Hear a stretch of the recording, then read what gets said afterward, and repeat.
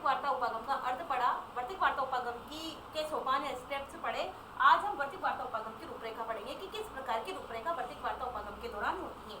तो फर्स्ट है इसमें प्रस्तावना, फर्स्ट है प्रस्तावना, फर्स्ट है प्रस्तावना, यानी कि किसी भी व्यवसाय को शुरू करने से पहले या किसी भी करियर संबंधी सूचनाओं को जानने से पहले उसकी रूपरेखाएं बनाई जाती है। छात्र अपने मन में इस प्रकार की धारणा बनाता है, इस प्रकार की रूपरेखा तैयार करता है कि उसको किस क्षेत्र में आगे बढ़ना है और किस प्रकार से उसको अपने क्षेत्र में आगे बढ़ते हुए किन किन योजनाओं को, किन किन परिस्थितियों में अपने व्यवसाय से संबंधित कार्य को करना है। तो सबसे पहले इसमें है इसकी वर्तिक वार्ता उपागम की रूपरेखा में सबसे फर्स्ट है प्रस्तावना। प्रस्तावना के अंतर्गत व्यवसाय से संबंधित यानी कि व्यवसाय चयन से संबंधित संक्षिप्त इतिहास, व्यवसाय चयन से संबंधित संक्षिप्त इतिहास तथा वर्तमान समय में भारत में व्यवसाय से संबंधित सूचनाओं के क्षेत्र कौन से हैं इसके बारे में विचार किया जाता है। इसके बारे में सूचनाओं के क्षेत्र की जानकारी दी जाती है, इसके बारे में सूचनाओं के क्षेत्र की जानकारी दी जाती है। साथ ही व्यवसाय के चयन का महत्व किस प्रकार से उसका उल्लेख किया जाता है। प्रस्तावना के दौरान ये बात बताई जाती है कि जो छात्र व्यवसाय चयन से संबंधित जो सूचनाओं को प्राप्त कर रहा है उसका संक्षिप्त इतिहास तथा वर्तमान समय में वो भारत के कौन से कोने में है और किस जगह पर उस व्यवसाय से संबंधित सूचनाओं को प्रचार प्रसारित किया जा रहा है और इसके बारे में सूचनाओं के क्षेत्र की जानकारी दी जाती है। यानी कि व्यवसाय से संबंधित सूचनाओं के क्षेत्र के बारे में जानकारी दी जाती है और साथ में व्यवसाय चयन से संबंधित उसके महत्व का उल्लेख किया जाता है। सेकंड है कार्य करने की परिस्थितियां, सेकंड है कार्य करने की परिस्थितियां, सेकंड है कार्य करने की परिस्थितियां।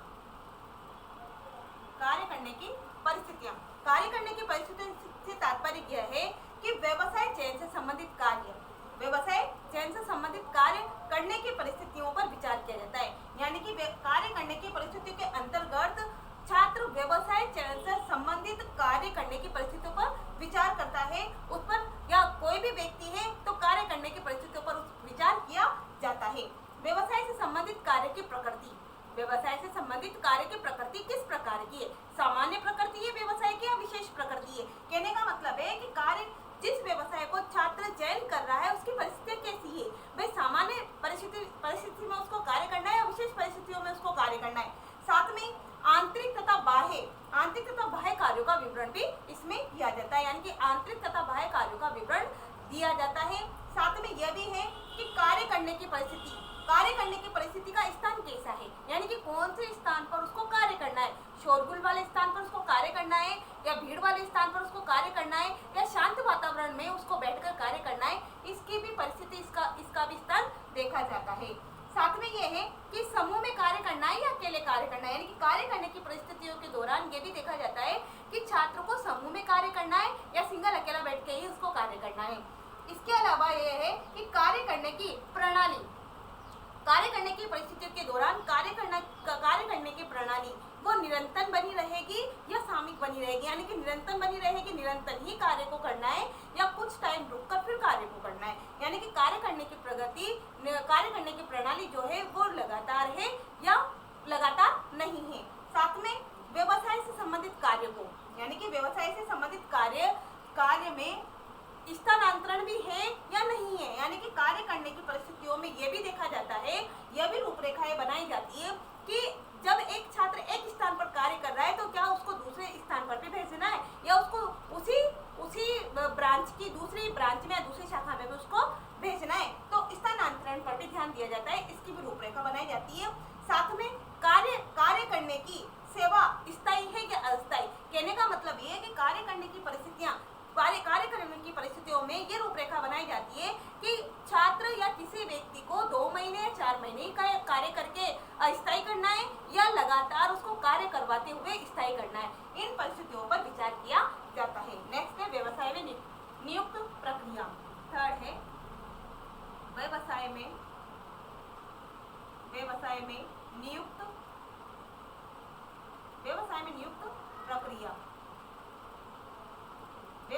नियुक्त प्रक्रिया।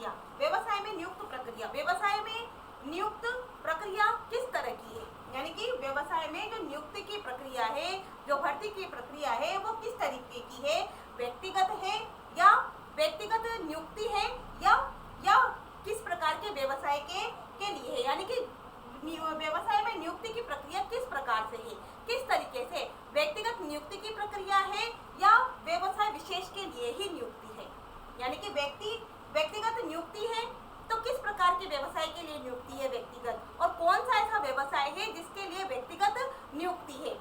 साथ में यह है कि किस व्यवसाय चयन में, यानी कि ऐसा कौन सा व्यवसाय है जिसके चयन में जो छात्र कर रहा है उस व्यवसाय में नियुक्ति के लिए शिक्षण का स्तर क्या है, यानी कि जिस व्यवसाय को छात्र कर रहा है या करना चाहता है उसमें शिक्षण का स्तर क्या है, शिक्षण का स्तर आवश्यक है या नहीं है, यानी कि बहुत से व्यवसाय ऐसे होते हैं जिसमें शिक्षण का स्तर आवश्यक नहीं होता है और बहुत से व्यवसाय ऐसे होते हैं जिसमें शिक्षण का स्तर आवश्यक होता है। तो व्यवसाय में नियुक्ति की प्रक्रिया में ये भी देखा जाता है, ये भी रूपरेखा बनाई जाती है कि जो शिक्षण का स्तर है वो आवश्यक है या नहीं है एक छात्र को व्यवसाय करने के लिए।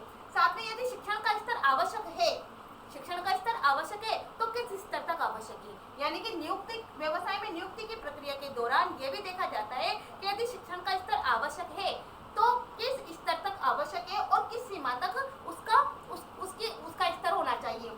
व्यवसाय में नियुक्त प्रक्रिया के दौरान विद्यालय संबंधी अध्ययन विषय, यानी कि विद्यालय संबंधी अध्ययन विषय को भी शामिल किया जा रहा है या नहीं किया जा रहा है। कहने का मतलब है कि व्यवसाय में नियुक्त प्रक्रिया के दौरान यह भी रूपरेखा बनाई जाती है कि शिक्षा का स्तर तो आवश्यक है या नहीं है, और आवश्यक है तो किस सीमा तक या किस स्तर तक आवश्यक है। साथ में व्यवसाय नियुक्ति में विद्यालय संबंधी विषय को जो शामिल किया जा रहा है वो आवश्यक रूप से शामिल किया जा रहा है या बिल्कुल ऐसे ही उसको केवल ऐसे ही उसको फिल किया जा रहा है। तो साथ में इसकी भी रूपरेखा बनाई जाती है। किसी छात्र की शिक्षा का स्तर, किसी छात्र की शिक्षा का स्तर यदि कम है या पूरा नहीं है, किसी छात्र की शिक्षा का स्तर कम है या व्यवसाय में नियुक्ति प्रक्रिया के दौरान उसकी शिक्षा का स्तर कम होता है तो उसके उस व्यवसाय चयन में प्रशिक्षण की सुविधा उसको उपलब्ध है या नहीं है, उसको प्रशिक्षण की सुविधा प्राप्त है या नहीं है। यानी कि किसी व्यवसाय में यदि छात्र नियुक्त होना चाहता है तो और उसके शिक्षा का स्तर कम है तो उसके व्यवसाय चयन की प्रक्रिया में उसको प्रशिक्षण की सुविधा उपलब्ध होगी या नहीं होगी, सुविधा उसको उपलब्ध करवाई जाएगी या नहीं करवाई जाएगी। साथ में उसकी आयु सीमा का निर्धारण क्या रहेगा, यानी कि व्यवसाय में नियुक्ति प्रक्रिया के दौरान ये भी देखा जाता है कि आयु सीमा का निर्धारण किस प्रकार का है। जो छात्र उस व्यवसाय में कार्य कर रहा है उसको कितना एक्सपीरियंस है, कितना उसको अनुभव है, उसके अनुभव को भी महत्व दिया जाता है। साथ में साक्षात्कार आदि के द्वारा उसको उत्तीर्ण होना आवश्यक होता है, यानी कि किसी साक्षात्कार के माध्यम से उसका उत्तीर्ण होना आवश्यक है। इस प्रकार से व्यवसाय में नियुक्त प्रक्रिया की रूपरेखा को तैयार किया जाता है। नेक्स्ट है फोर्थ है चयन की विधि या प्रक्रिया। चयन की विधि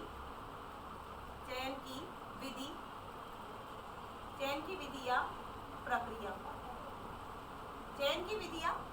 फोर्थ है चयन की विधि या प्रक्रिया।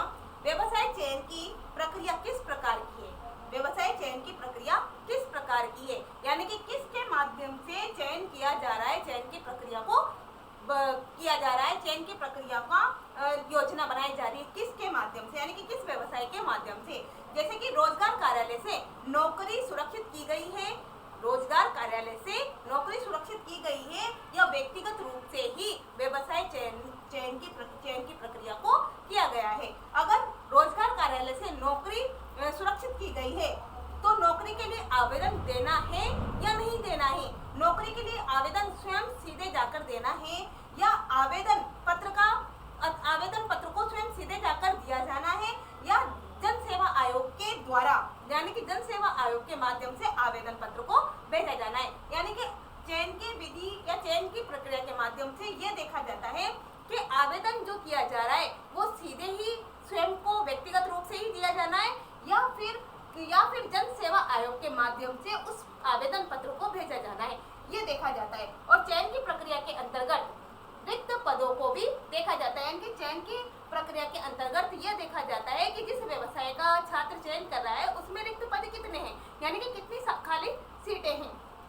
साथ में अनुसूचित जाति एवं अनुसूचित जनजाति के लिए कितने पद आरक्षित हैं, इनको भी व्यवसाय के दौरान देखा जाता है। इसके बारे में व्यवसाय चयन संबंधी संपूर्ण रूपरेखा बनाई जाती है और संपूर्ण रूपरेखा बनाकर इस पर विचार किया जाता है।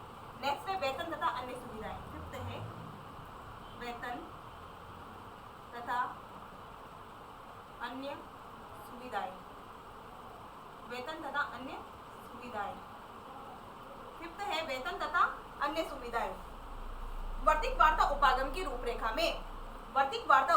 रूपरेखा में व्यवसाय से संबंधित वेतन तथा अन्य सुविधाओं पर भी विचार किया जाता है। यानी कि वर्तिक वार्ता उपागम की रूपरेखा में यह देखा जाता है, इस प्रकार की भी रूपरेखा बनाई जाती है कि जो भी छात्र व्यवसाय को करेगा या जो भी व्यक्ति व्यवसाय को करेगा उसका वेतन तथा उसकी अन्य सुविधाएं किस प्रकार की होगी, उसका वेतन क्या रहेगा, किस प्रकार की उसको वेतन प्रदान करना है और किस प्रकार से उसको अन्य सुविधाएं प्रदान करनी है। साथ में इस पर विचार किया जाता है। पदोन्नति है तो पदोन्नति के अवसर उसको मिलेंगे या नहीं मिलेंगे, ये वेतन तथा अन्य सुविधाओं के दौरान देखा जाता है कि यदि कोई छात्र व्यवसाय कर रहा है तो व्यवसाय में उसको पदोन्नति के अवसर मिलेंगे या नहीं मिलेंगे। साथ में पदोन्नति का आधार है तो पदोन्नति किस आधार पर दी जाएगी, कार्य की क्षमता के आधार पर पदोन्नति दी जाएगी जिससे उसका वेतन बढ़ेगा, या फिर वरीयता के आधार पर उसकी पदोन्नति की जाएगी या जिससे उसका वेतन बढ़ेगा। तो कहने का मतलब है कि पदोन्नति के आधार पर भी वेतन तथा अन्य सुविधाओं का रूपरेखा बनाई जाती है। साथ में यह है कि बोनस तथा अवकाश की सुविधा उस छात्र या उस व्यवसाय करने वाले व्यक्ति को होगी या नहीं होगी, इसकी भी रूपरेखा बनाई जाती है। जैसे अन्य सुविधाओं में जैसे मेडिकल सुविधाएं हैं, पेंशन सुविधाएं हैं, बच्चों की शिक्षा की सुविधाएं हैं, और बच्चों की शिक्षा की सुविधाओं के अलावा आवास की सुविधाएं, बच्चों की शिक्षा की सुविधाएं, इन सभी पर विचार किया जाता है, इन सभी की योजनाएं बनाई जाती है, इन सभी की रूपरेखाएं तैयार की जाती है, इस बात पर विचार किया जाता है। नेक्स्ट है रोजगार का दृष्टिकोण। 6 है रोजगार का दृष्टिकोण। 6 पॉइंट है रोजगार का दृष्टिकोण। व्यवसाय संबंधी चयन में रोजगार के दृष्टिकोण पर भी विचार किया जाता है। यानी कि रोजगार का दृष्टिकोण किस प्रकार का होगा, रोजगार के दृष्टिकोण की रूपरेखा किस प्रकार से बनाई जाए, साथ में रोजगार का नजरिया या रोजगार का दृष्टिकोण किस प्रकार से है, इस पर विचार किया जाए और इसकी रूपरेखा बनाई जाए। रोजगार का दृष्टिकोण यानी कि रोजगार का दृष्टिकोण स्थानीय स्तर पर होगा या राष्ट्रीय स्तर पर होगा या राज्य स्तर पर होगा, या रोजगार का दृष्टिकोण केंद्रीय स्तर पर होगा। कहने का मतलब है कि रोजगार का दृष्टिकोण की रूपरेखा बनाने में यह पॉइंट साथ में रखे जाते हैं कि रोजगार राज्य स्तर पर करवाए जाएंगे या स्थानीय स्तर पर करवाए जाएंगे, या राष्ट्रीय स्तर पर रोजगार में व्यक्ति को चुना जाएगा, या फिर केंद्रीय स्तर पर रोजगार की रूपरेखा यानी कि रोजगार का दृष्टिकोण निर्धारित किया जाएगा, ये देखा जाता है। साथ में आगामी वर्षों में यानी कि आने वाले वर्षों में पदोन्नति के अवसर तथा रोजगार के अवसरों में किस प्रकार से वृद्धि होगी, यानी कि आने वाले वर्षों में पदोन्नति के अवसर किस प्रकार से बढ़ेंगे, घटेंगे या उनमें वृद्धि होगी। साथ में यदि वो कम होंगे तो क्यों कम होंगे, इसका भी दृष्टिकोण रखा जाता है। ये आपके 1 से लेकर 6 तक के वर्तिक वार्ता उपागम की रूपरेखा